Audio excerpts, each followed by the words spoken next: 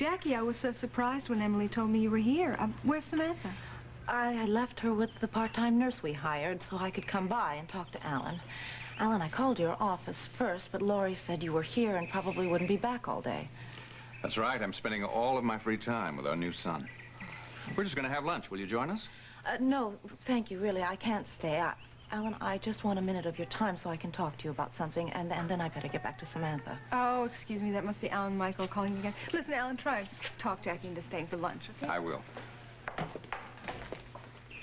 Well, can I get you a glass of wine? No, thank you. Would you like to sit down? No, really, I'm fine. Jackie, you're awfully nervous. What's wrong? I'm very worried about Philip.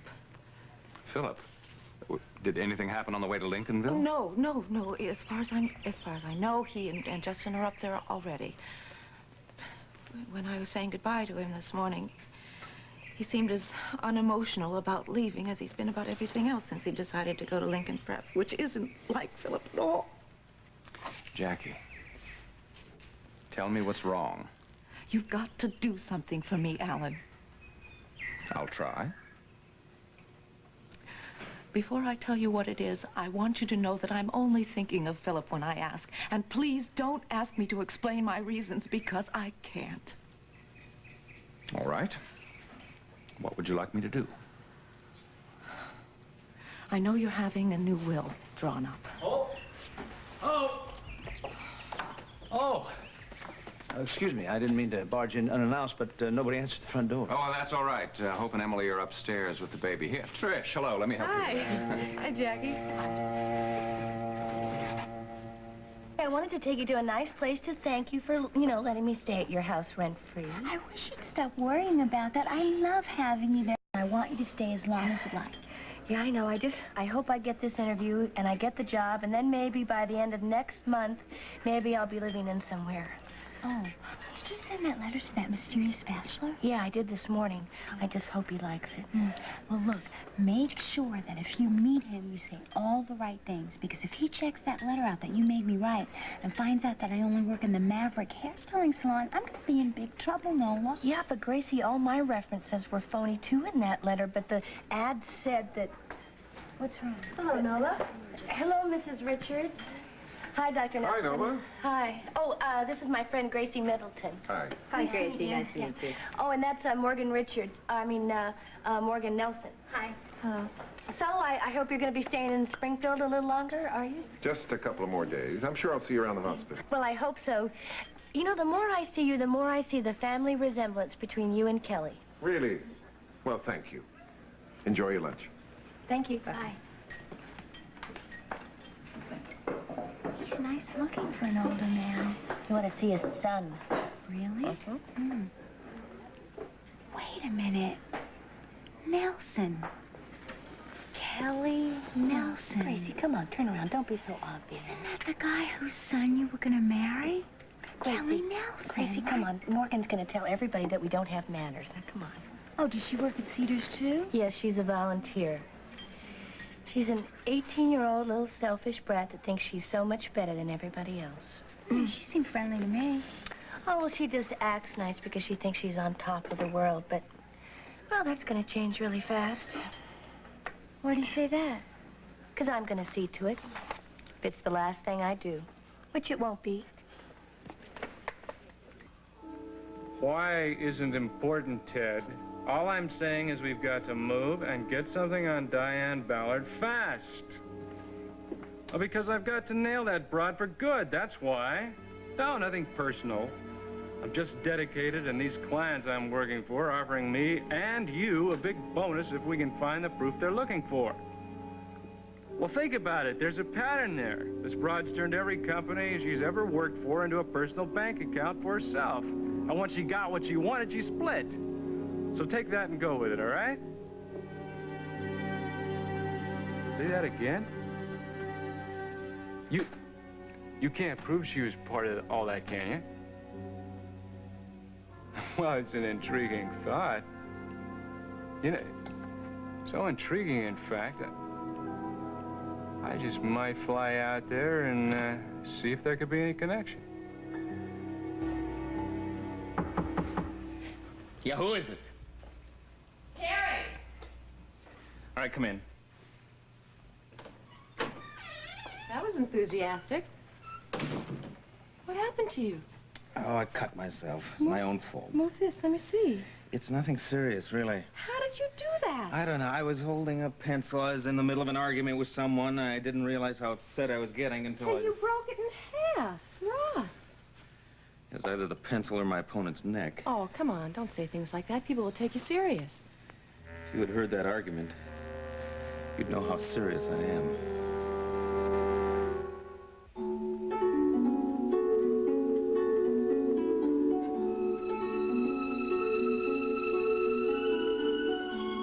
And now, the award-winning Guiding Light. This portion is presented by New Formula Era, a new combination of powerful cleaners concentrated into 1/4 cup. And by Pert, the shampoo for bouncing and behaving hair.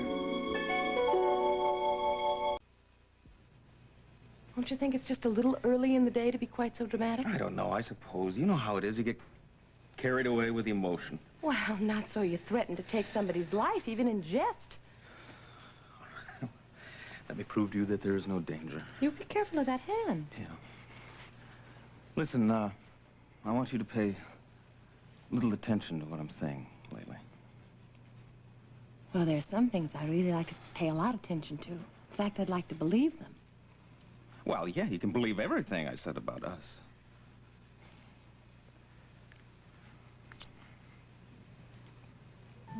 Are you sufficiently calmed down to tell me what that heated argument was about? I'd like to apologize to you for being such a poor student. Meaning what? Well, here it is. You took so much time to teach me how wasteful negative energy is, and I guess I blew it. Oh, Ross, everybody deserves a slip now and then. As long as those now and thens don't occur that often,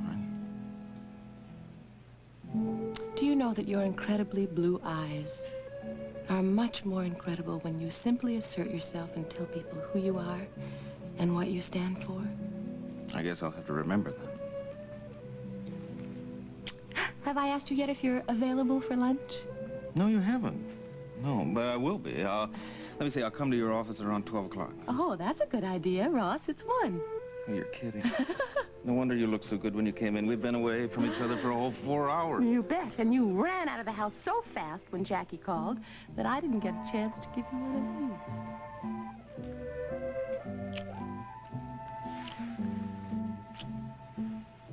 I certainly didn't expect to see you here. Well, I came to see Alan, but I can see it's pretty hectic here, so I'll get out of your way. No, don't leave. We can go into the library and talk. Alan? Emily's going to take care of the presents and flowers. Oh, thank you, Trish. My pleasure. Jackie, I can't wait to get a visit with you and Samantha. Now, I know you're busy, so you're going to have to give me a call when you have a free afternoon. Well, I'm going straight home after I leave here now. I'll be there all day. Oh, I can't today. Vanessa and I are having our first official meeting for the Copper Lantern. What does Vanessa have to do with the Copper Lantern? Well, she's going to be my partner, didn't she tell you? No, she didn't. Then I haven't been in the office much lately, so no one has told me anything. Oh. Ah. Well, look who decided to come to the party. Oh, he was putting up a big fuss because he was up in his nursery, and he you. heard everybody down here, and he got jealous. He said, I want to come down and see everybody. Let me see. Alan, he's adorable. Oh, thank you, Trish. Oh. Yeah, your father and brothers must think me very rude, having spent so little time with them over. No, not at all. Diane explained that you were busy and that you had made her your official hostess, and they weren't slighted in the least. Good. I hope she explained why I was so busy. Well, I don't know about that, but I can tell you that my father's forgotten what having children's all about, and my brother Josh has never been married, so he wouldn't understand, and Billy's a lot like Dad and pays a little too much attention to business. Well, you tell Billy for me, but I made that same mistake, and I'm still paying for it. Well, Billy wouldn't take advice from me, certainly not after Andy. Trish, we all make mistakes. You're still young. You've got plenty of time to get on with your life. Well, I certainly hope that I can have a successful marriage someday, particularly when I look at Alan Michael. Hope, he's such an accomplishment. Yes, he is to me. But listen, Dad, I better get him away from you before he gets too active, and then he won't want to take his nap. And he won't take his bottle, and he won't take his bath with him. Yeah, when you're ready to give him his bath, darling, let me know. I'll come upstairs. Okay. I guess we better go, too. Really? Yeah, I promised Trish I'd get her right back to the hospital. We're going to have lunch with Father. Oh, listen, we'll come back. And Trish, you come back again soon, all right? Oh, thanks, Hope. I'd love to. Okay, say goodbye to everybody. Bye-bye. Bye. Bye-bye. Alan, good seeing you. Jackie, you call me. Yes, I will. Okay. Goodbye, Mike. Well, we can still go into the library and talk. No, Alan, that's okay. Look, I really shouldn't have said anything until I'd had a chance to talk to Justin first. Jackie, even though I've given you and Justin custody of Philip, I still feel responsible for him. So you must tell me what's on your mind. Ross told us that you've decided to draw up a new will now that you and Hope have a new baby. Excuse me, but if you're afraid that I'm going to cut Philip out of my will, you can relax. Even though you have custody, I still think of him as my son. I wouldn't do that to him. You don't understand, Alan. I'm not asking you to leave him anything. In fact, just the opposite. I want you to take Philip out of your new will completely, for his sake.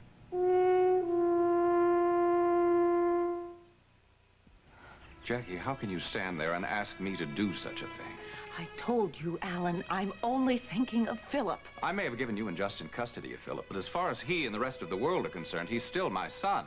And as my son, he has a right to share in my estate with my other children. I wish I could explain all my reasons Look, to you may Alan, have but I forgotten can't. how threatened he was when he found out that Amanda McFerrin was my daughter, but I haven't.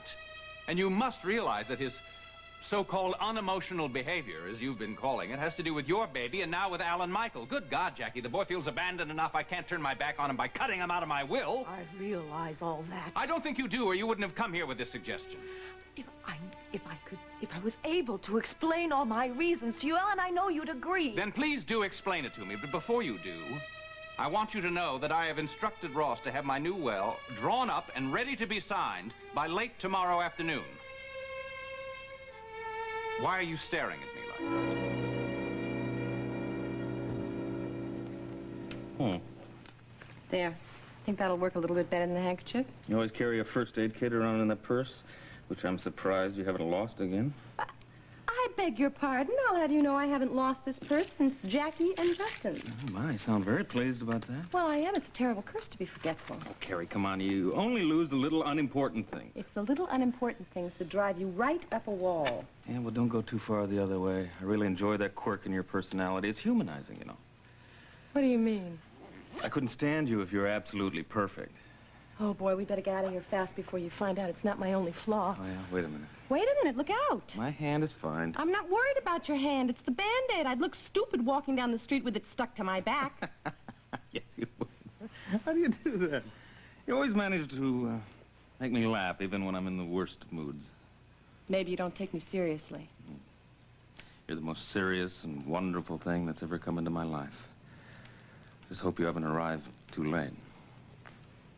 Too late for what? Never mind. Don't know what I'm saying these days. I think you do, and you've come up with some very curious statements today. Must be that nutritious cereal you fed me for breakfast. I think you're right, and you're definitely getting eggs and bacon tomorrow. Now, please, could we get out of here? Hi, Diane. We're just going to lunch. What happened to you? Had a little office accident. Oh. Hope it won't slow you down drawing up that new codicil to Alan's will. You know, he wants it by tomorrow afternoon at the latest.